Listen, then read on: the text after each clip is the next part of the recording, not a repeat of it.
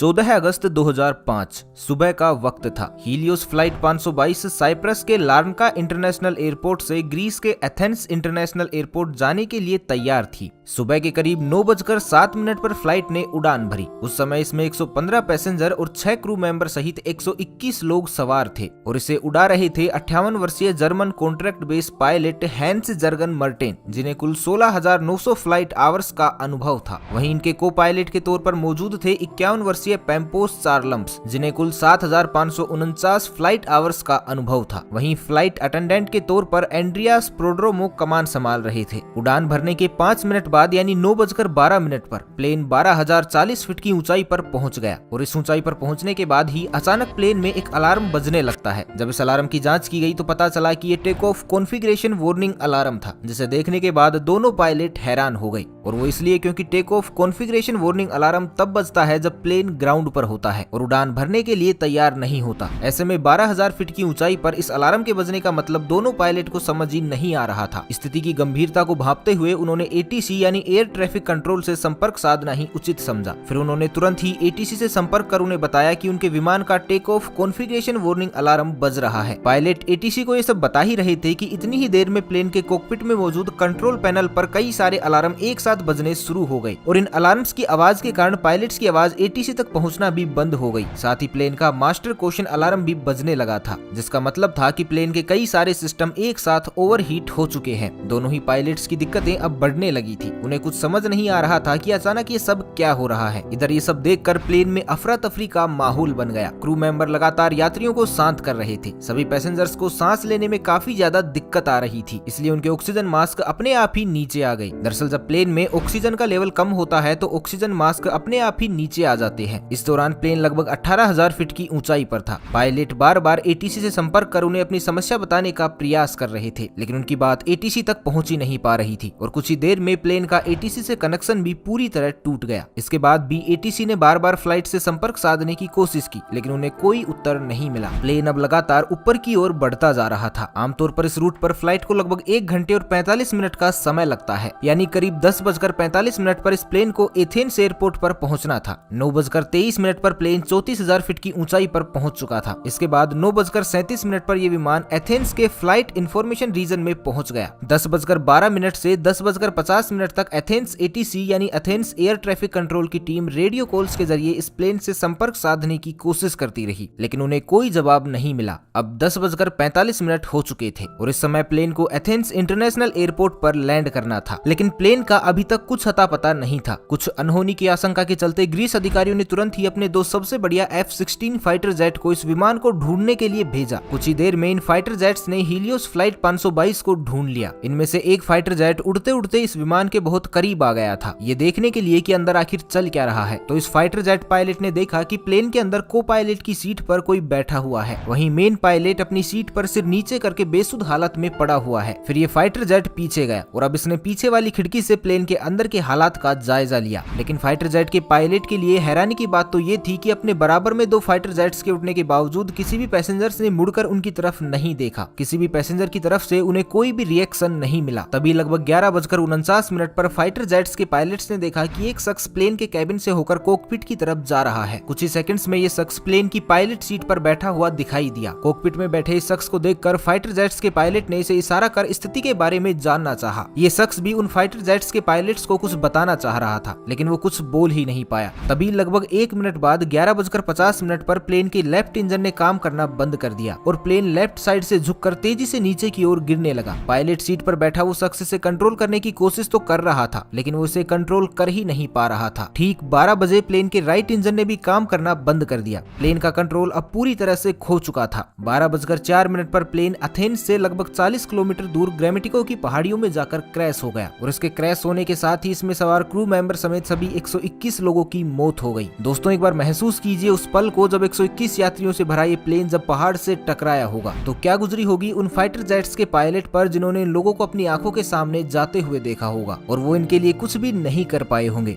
इसके बाद ग्रीस में फ्लाइट 522 के क्रैश होने की खबर सभी जगह आग की तरह फैल गई। तुरंत रेस्क्यू ऑपरेशन चलाया गया। सभी 121 लोगों की डेड बॉडी को एक एक करके ढूंढकर बाहर निकाला जाने लगा। लेकिन जब हादसे में मिली कुछ लोगों की डेड बॉडी की ऑटोप्सी की गई तो एक चौंका देने वाली बात सामने निकल कर आई। दरअसल जहाज में मौजूद ज्यादातर सभी लोग और पायलट्स प्लेन के क्रैश होने से पहले ही मर चुके थे। तो अब यहाँ सबसे बड़ा सवाल ये था कि जब पायलट प्लेन के क्रैश होने से पहले ही मर चुके थे तो लगभग 2 घंटे तक प्लेन का कंट्रोल किसके पास था। तो दोस्तों, हमने वीडियो की शुरुआत में एक व्यक्ति का जिक्र किया था, फ्लाइट अटेंडेंट एंड्रियास प्रोड्रोमो। जी हाँ, वो एंड्रियास प्रोड्रोमो ही थे जिन्होंने अभी तक इस जहाज को संभाले रखा था, क्योंकि अंत में उनकी ही आवाज एटीसी को सुनाई दी थी। एंड्रियास ने करीब 5 बार मेडे मेडे कहकर मदद की गुहार लगाई थी। Mayday. Flight 5.